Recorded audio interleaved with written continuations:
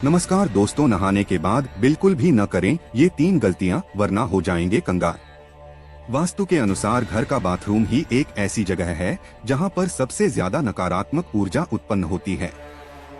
इसलिए जरूरी है कि बाथरूम इस्तेमाल करके समय कुछ बातों का ध्यान रखें, जिससे घर में धन धान्य की कमी कभी न हो। घर के वास्तु दोष का कारण केवल दिशा या वहां रखी हुई चीजें ही नहीं होती हैं, बल्कि आपके द्वारा अपनाई जा रही कुछ आदतों भी हो सकती हैं।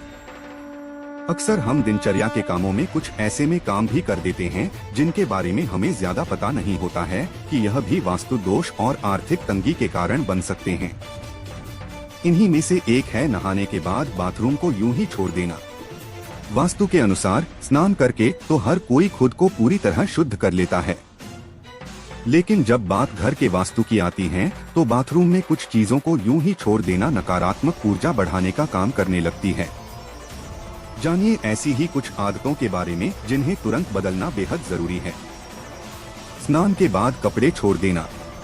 कई लोगों की ऐसी आदत होती है कि नहाते समय गीले कपड़े करते हैं और उन्हें वहीं छोड़ देते हैं कि बाद में धो लेंगे, लेकिन वास्तु के अनुसार ऐसा करना आपके सूर्य को कमजोर करता है।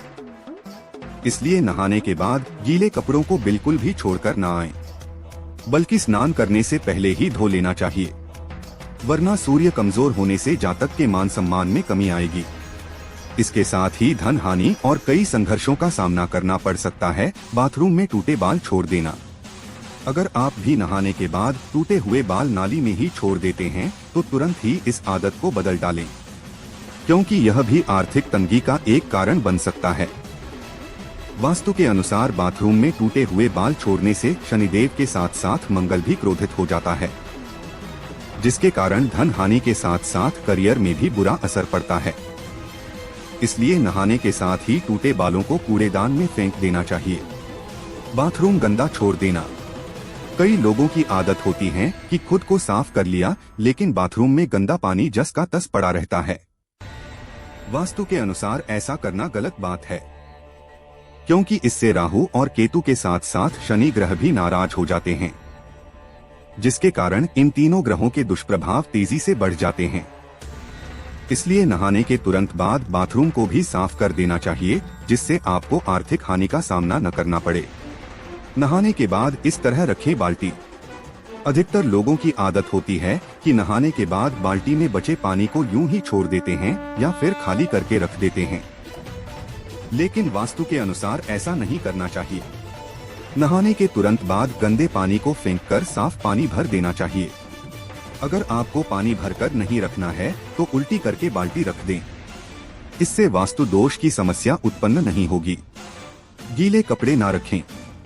बाथरूम में नहाने के बाद गीले कपड़े या गंदे कपड़े छोड़ना वास्तु शास्त्र के दृष्टिकोण से दोषपूर्ण माना जाता है।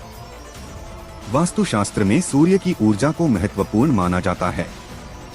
जब हम गीले कपड़े या गंदे कपड़े बाथरूम में छोड़ देते हैं तो इससे सूर्य की प्रभावशीलता कम हो सकती है। यह आपके घर के ऊर्जा स्तर को प्रभावित कर सकता है और धन की हानि का कारण बन सकता है। गंदे कपड़े या गीले कपड़े को बाथरूम में छोड़ देने से नमी बनी रहती है, जो कीटाणुओं और संक्रमण का कारण बनती है। बाथरूम को खुला ना छोड़े। बाथरूम को खुला छोड़ने से बीमारियों का कारण बन सकता है और वास्तु शास्त्र में भी इसे नकारात्मक ऊर्जा के रूप में देखा जाता है।